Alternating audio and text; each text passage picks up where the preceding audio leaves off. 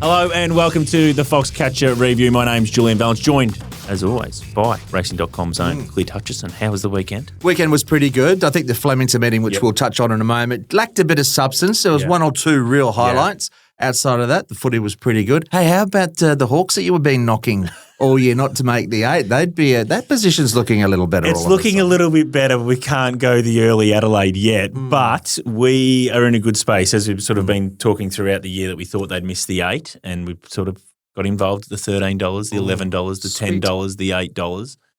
And then, so now I think they're favourites to miss the 8 overall, but that can turn very quickly. If we can get them knocked over Thursday night, I think that'll come a lot shorter, and then we might be able to trade some stuff out. So, no head wobbles just yet, no, but you're starting to loosen the neck a little bit. A little bit, I know. But when you're trusting sort of 18 humans on a grass patch to do something for you, you know you're in trouble. I can't even trust one.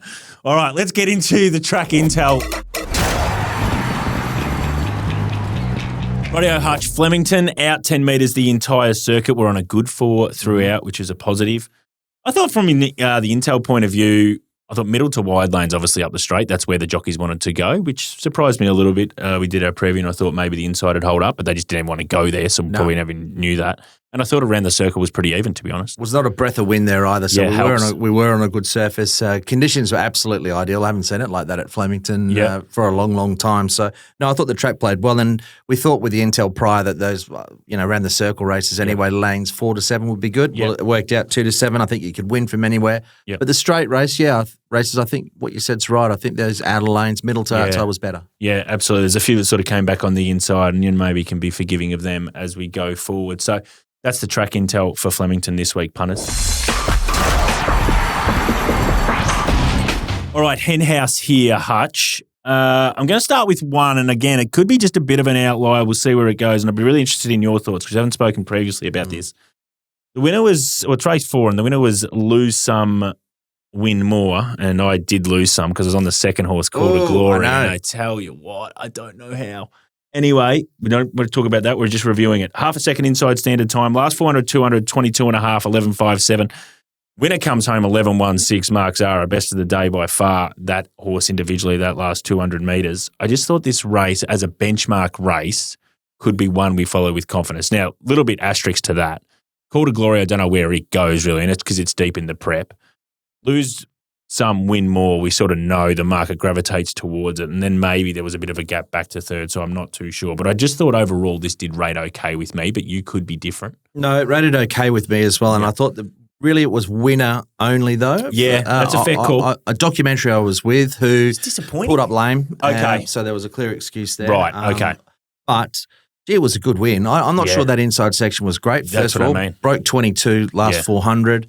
And carried weight. Yes. This horse has got a good winning strike rate. I don't know where they would go now, but, lightweight, right sort of race, stakes class race, handicap perhaps. I think that's where you got to aim up, don't you? Would be up to it. Yeah. It was a really good win, unfortunately. Yeah. So it just puts its neck out, doesn't it, and really tries. And I think it helped that Zara was on too. Senior jockey can lift those kinds of horses. But for it to come back on the inside, I think was a really strong performance. So race 4 goes into the Henhouse punters. And the other one, well, it was clearly the best race on the card as we went into the meeting, the Ori Star. But race 7, the win of King of Roseau, 3/4 of a second inside standard time. Last 400, 200 okay compared to the rest of the day. But this race has got some guts to it, I think. Head and shoulders above the rest, I feel, that this particular race and the performance of the winner, King of Roseau. This was really good. An exceptional win and ran time, loved the way it quickened up and put up a pretty good mark here. So, look, I don't think there was a lot of substance to the rest of the card, but this race was good. This performance was good. Found the right spot, had a beautiful run in transit, but really lengthened out well. That's 3 in a row now, and this horse was come back gelded.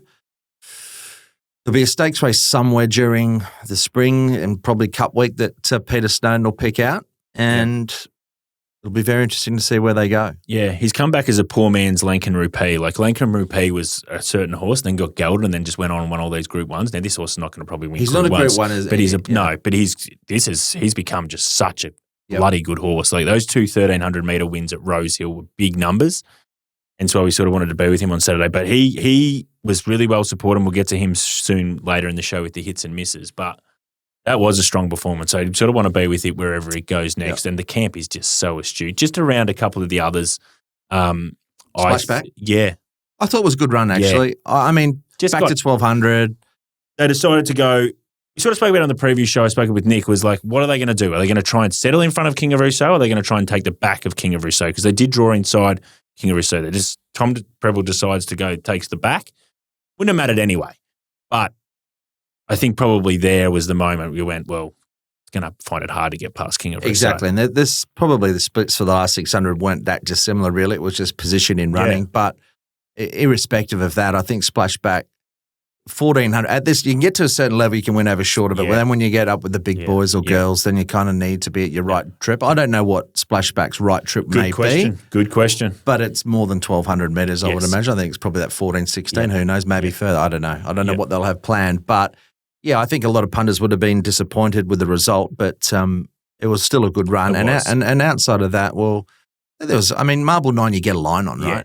Yeah. It was a good run under the weight. And that's going to be him. And that's his level, or probably even just slightly under. And he's been through the sort of winter campaign, so he's sort of at the back end of it now. And I'd probably like going, okay, you want to avoid. He's going to have to be placed really well. But I thought there was a few others, and we might get to another one in the Fox's Den a little bit later that I think probably wasn't suited to 1,200 metres back on the inside that I thought had a run full of merit. So yeah, it's a race I think we can stamp with some authority. Absolutely. I think the market will absolutely gravitate towards it. That's the Hen House, race 4, and in particular, race 7.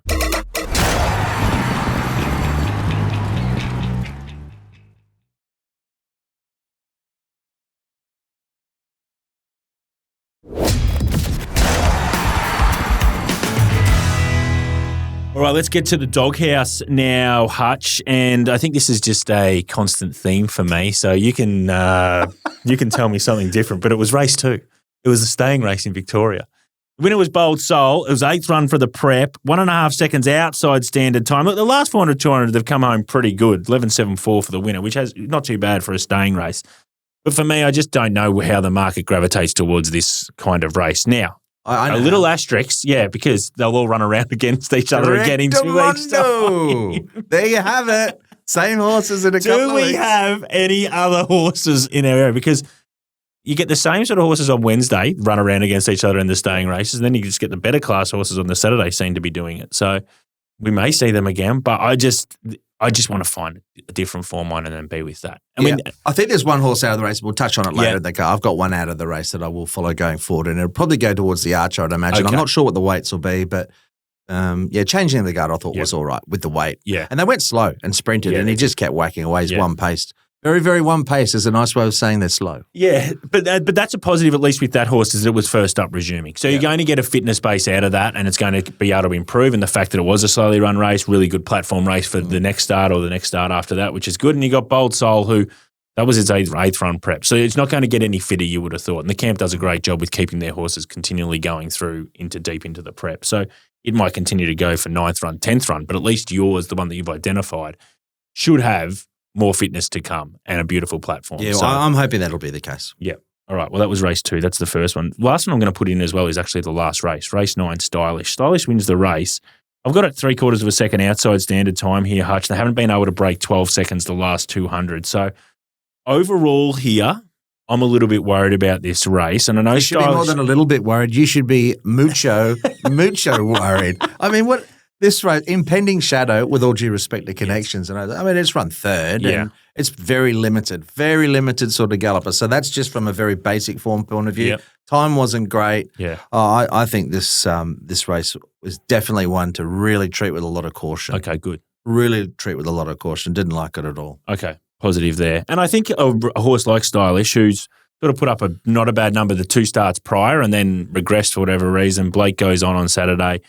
Market sort of pushes towards it, it wins. I think it's going to still hold its percentage in terms of a market. Yeah, consistent. And you know what? I mean, the bottom line was it got held up for a furlong and still managed to win with top weight. I mean, there's another reason why. And I understand that these horses will sort of race in that benchmark level, but I even think even for that benchmark level, there's some queries around the depth of it. Stylish is a nice horse. Where do they go? They're going to probably go through their grades. Yeah. Again, it'll be competitive, but you wouldn't be trusting it too much off the back of this. And the key other factor to this is we've probably got Moonee Valley this week coming, which is probably just another low week, but then we get the better class horses coming back, the Regal Roller, the PB Lawrence, the Quizette and the Vane for the 3-year-olds. We're getting better classes of horses. These kinds of horses are going to have to step up, and a race that rates like that, don't know if they're going to be at that level. I tend to completely agree with you, Jules. I think it's a race that we don't agree all that often. No, we don't. I mean, I'm probably a little bit less harsh on the staying race, only because we know we're going to see them again. Yeah. And I think changing the guard can go on with it. But like I said, we'll chat more about that later. Yeah, absolutely. Okay, so that's the hen house, and that was just the Doghouse. So those two races, race 2 and race 9. Righto, Hutchie, let's get to the hits and misses. PointsBet trading floor. Send in the horses that were really well supported on race day, and let's go through them and think, okay, do we want to be with them again, or was that their moment? Did the right conditions suit them, and we need to probably avoid them going forward? Race 2, Bold Soul, hits here, $3.10 into $2.50. We've spoke about this a little bit in the fact that the race has gone into the Doghouse. It was 8th up. It was very, very fit, dropped in weight. Want to be with it again? Not really. Not really. It's going to run against him again. Well, I mean, just on him, just quickly. Yep. The weights were really favourable to him. They were. And you factor the weights in, or you're big on the weights? No, I'm not. Weights are important, but they're not. They're not. There's so many other things, as you know, what goes into it. But I mean, I think it. But also, this horse is not an occasional one that you go, this is really well. We talk about this a lot. I think when you're a big acceleration horse and you've got the ability to run an 11 flat, this horse doesn't, and you go from 59 to 54, then I just love them. Yep. They just light up the page for me, those kinds of horses. And then there's other horses that do drop in weight, but you know that they just run the 11.8s, the 11.9s, the 12 flats all the time. Yep. So it doesn't really actually impact if they've got 58 or 53. It just doesn't. It's just not the way it works. Race 3, De Bergerac. Well, G-Bag tax hits again here, $4.80 to $3.30. I thought he was favourite. I couldn't get him as short as, say, even $4.80. I couldn't get him as short as $3.30, but the market did. And he wins. Kept backing him. I was happy to take him on at a much bigger price than that. Yeah. Had him right in the market, but not that short, that's for sure. Cap of 39 I was on. And unfortunately couldn't find it. I don't know with the winner, though. It was a nice win. Nice enough win. Yeah. Hasn't rated through the roof the race, so just interesting. Like, is that going to be its level, or you can – I just love the trainer so much that you just know that he probably could get it to go to another level. Well, he seems to place them well too, so they'll probably go through the motions. Race 4, documentary, I think we were both stung here. 280 into 215. Heavily supported, like actually smacked, to be honest, especially at the death. Runs unplaced, but you did mention a bit of lameness. Yeah, front left 4 was lame, so there had to be something wrong because it was the same form as the winner. Effectively the winner and maybe second as well. Yeah, it was. Actually, they both came out of that same race. Race 6, this horse heavily supported as well, and I thought the ride was outstanding. Probably needs more credit. We could talk about it. Zoo Sensation, $3.80 into $2.50. Big hit. Gee, she was just aggressive. I mean, we spoke about on the preview that could get this horse beat, that if they went back from gate 10, Jamie Carr goes, no, I'm going to go forward here, owned the race. Interesting, after the race, she said she was a passenger. She said the horse wanted to go on with it. But this is what the good riders do. They work with the horse. Yeah. Efficiently ride them, which she did, and she actually got away with some pretty good sectionals. Absolutely. Really, they weren't going as hard as I thought at the time visually watching it, but the horse did a good job. Like it was a decent performance. It's a horse that's had some issues. Had a great prep. Had a good prep. I'm hearing they might be going towards to Rupert Clark later in the spring potentially with a lightweight if they can get it there. So in the same race, they also backed Run Harry Run, who sat outside Zoo Sensation, I thought was pretty poor, pretty plain. The fact that Jamie was able to own that race, I think, probably controlled that. Race 7, King of Roseau, 5 into $3.40, and a lot of that into that $3.40 was right sort of in that last 2 or 3 minutes, which is significant. We might talk about that a little bit later. Nice horse. Yeah, nice horse. And he'll be that's a race that we really like. So interesting, they're looking for the good tracks for that horse. We may see him down here more often. If this rain continues in Sydney, hasn't stopped. No, it hasn't. Yeah. Although we'll speak to Nick Ashman a little bit later on the show. And he could be feeling under the weather because if he get a drop of rain, he can catch a cold, Nick. Yeah. Places get a flu and he definitely catches the cold. I can assure you of that. Absolutely. Race 8, One Long Day. This was an interesting one because I wanted to be with this horse, but I hated the prep, right? I hated the prep of 1,200 to 1,600. Yeah. $4.80 into $3.50. The market wanted to be with it, but it also, that last 200, it gassed out here. So now I think you stay at 1,600 metres and don't drop off. I know that you look at that race and you go, geez, that was plain, that was disappointing. But the setup just stunk. And I just think this is a really good horse. Look, I really liked it on the weekend, and I watched it and I thought, was he a little bit keen mid-race? Perhaps. Gee, he had a pretty good run. And then when I watched the post-race comments from John Allen in the Stewards report, he said horse travelled well and was disappointing. Okay. Now, it could well be what you're saying, 12 to 16, and maybe that was enough, but I was still disappointed. Now, I know what's going to happen. I'm going to drop off.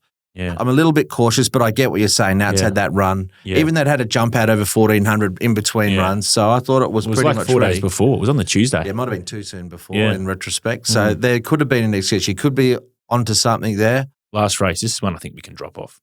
10 deep. $5.50 into $3.60. Didn't have an ideal run, but didn't. But it's now that was its third run. This prep it was down in weight. I think a lot of factors. You sort of hence why it was really well supported. I don't know where to go. Another one I was with. Yeah, a lot of these horses well. Yeah, it's just more or less going into your ledger. I'm going into your ledger. Punishment. Are you trying to torture me here? No, I think it'll win a midweek. Yeah, that's where it came from. You know, it was probably up in weight. Yeah, it's not gonna. I don't think it'll be good enough to win a race of that ilk. Yeah, especially as the better class horses go through. That's the hits and misses from Saturday. What we're going to do is we're going to do a little bit of a deep dive into a race that we looked at probably last week on Wednesday. We were both in the RDC studios. And it was race 1 at Sandown here, Hutch. So we got the race and we can watch the replay of it as we sort of talk here. But it was, in terms of the market, it was between two horses. Conscience, Peter Moody horse that was first up, and a horse called Ferrivia, which had won at Murray Bridge recently.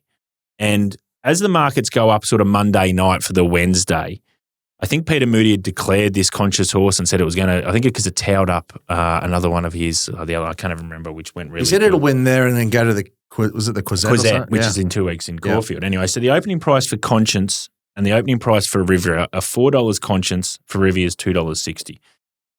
Hammered Conscience between that Monday and Tuesday. And I think this is the lesson we want to talk to the punters about here is just don't get sucked into what happens the Mondays and the Tuesdays, or if it's a Saturday into Wednesday night, Thursday, Friday, because people are going to obviously want to get an early price, and I understand that. It's not till the big dogs do you really figure out what's actually going on with these markets. And I thought this was really significant, this one. So after scratching on race day, on the Wednesday, Rivia's $2.30 and Conscience is $2.30. So we've got that $4 into $2.30 Conscience, and you've had all these people going, oh, that's the one you got to be with. Moody's tipped it, blah, blah, blah. Got to be with this horse, you know. So they all pile in. Lowest price Conscience with about half an hour to go gets into $2.10. Top fluck for Rivia is $2.80. And there's some really interesting stuff in the probably 10 minutes out before this race because the bookmakers are trying to get Conscience out. They're saying, you know what, we want to try and push this out, but the market wouldn't let it do it. Wouldn't let it do it. Wouldn't let it do it. Still like, you know, $2.30 at $12.21, gets back into $2.15 at $12.24. It just wouldn't get out.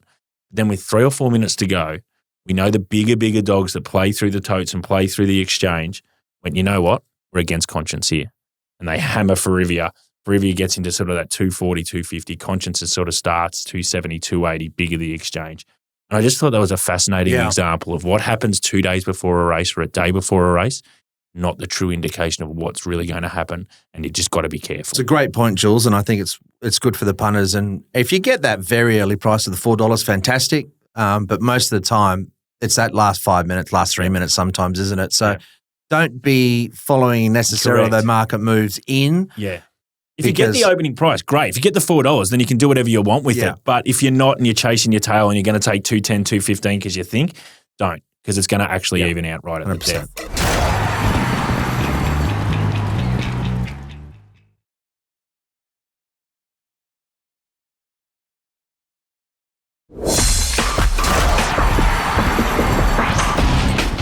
Righto, let's get to the Fox's Den.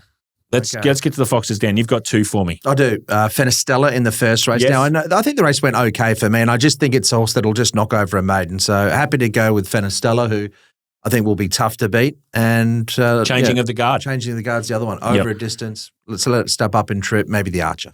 Beautiful. Like that. Me, Miss Aria from Saturday. Great run. Comes out of the Ori Star. It's not a 1,200-metre horse. Let's get it to 1,400 metres mare grade.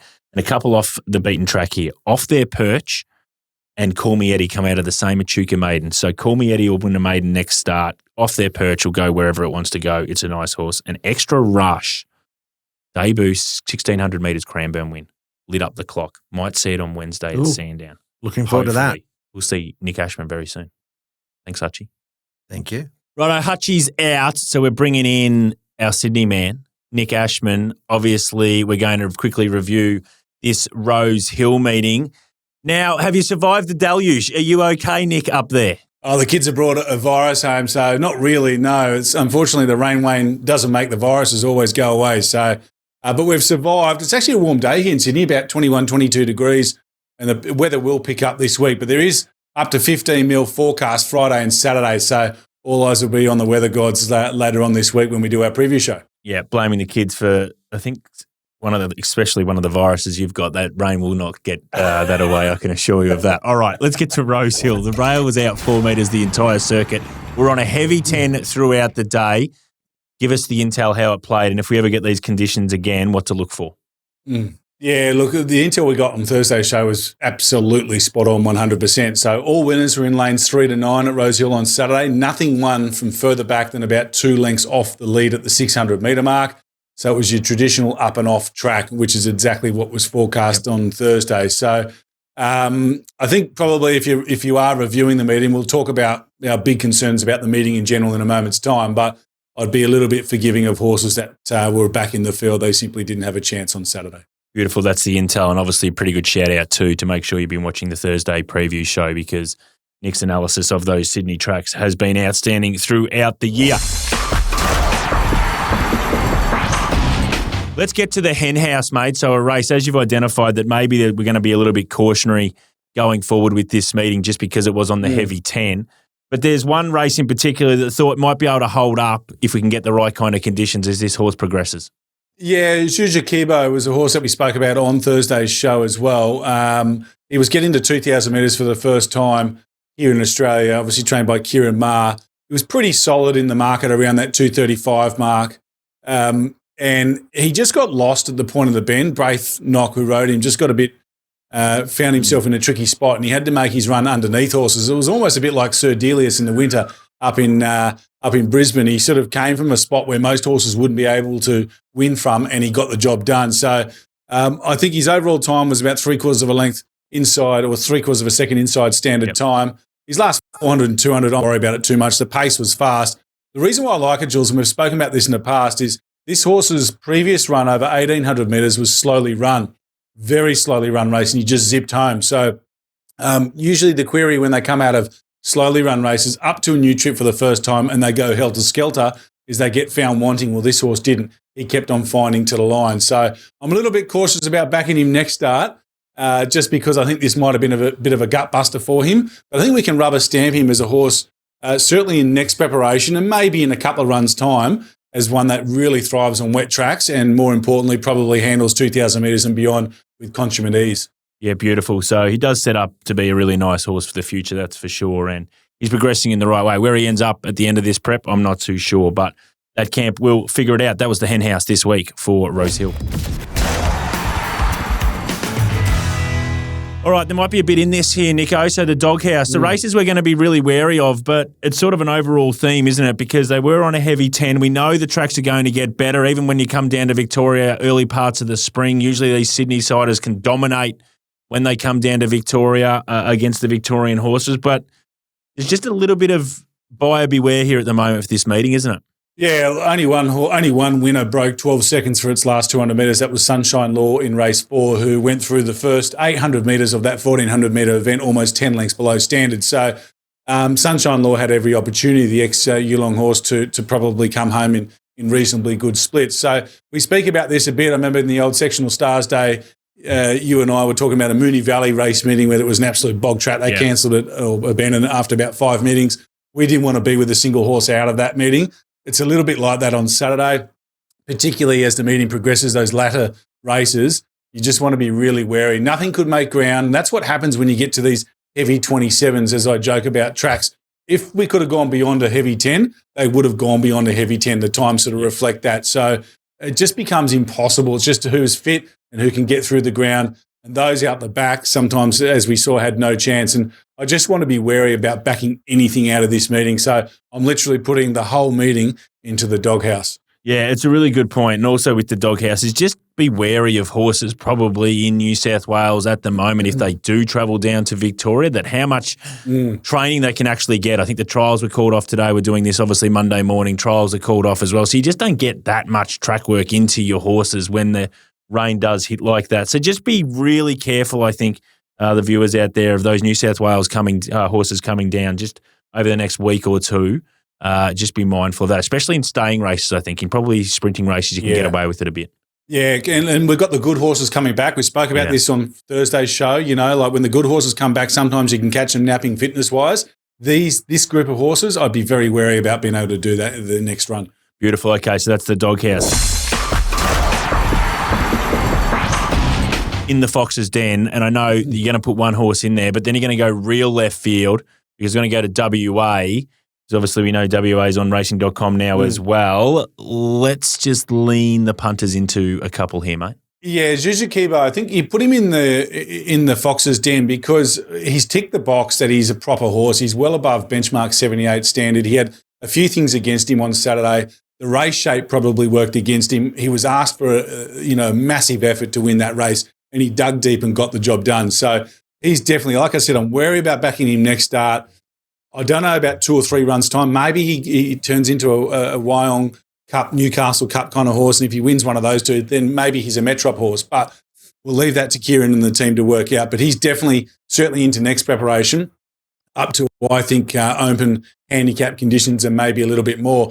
It's such a good thing that Perth Racing is on racing.com. That's a massive win for the channel, and I'm really pumped to sit there and watch it on free-to-air on Saturday afternoons when the Eastern States finish up. I follow a bit of Perth Racing because I reckon they run truer over there than anywhere in Australia. Race 1 on Saturday was a 1,200-metre open race for the 3-year-olds, the freshly turned 3-year-olds. And whilst the overall time in the race wasn't that slick, the leaders, on-pace runners, dominated the event. The leader, Cape Lee Yuin, won the race. The 4th horse across the line, Radiant Light, who's still a maiden, ran the fastest last 200 metres of the day by more than quarter of a second. Had to come from off the pace. Was a bit of a drifter, 210 out to 250, but obviously the market identified him as the horse to beat. Wasn't good enough on Saturday. Race shape against. Couldn't have done any more from where Radiant Light was in the run, and I reckon it's one you can follow. Now, it's 4th up in its first preparation if it goes to the races again next time out, which is usually a little bit of a query for me. But I had a look at the profile of this galloper coming out of really slowly run races, so I don't think it's had an overly taxing preparation thus far, and I think you can win next start. Beautiful. We love that analysis for the WA. That has been the Foxcatcher review. Victoria, obviously, with Hutchi. Ashman's finished us off with New South Wales. We'll see you next week. Oh, we'll actually see you Thursday, viewers, because we're going to be doing a preview of Moonee Valley and Randwick. We'll see you then. Chances are you're about to lose. For free and confidential support, call the number on the screen or visit the website.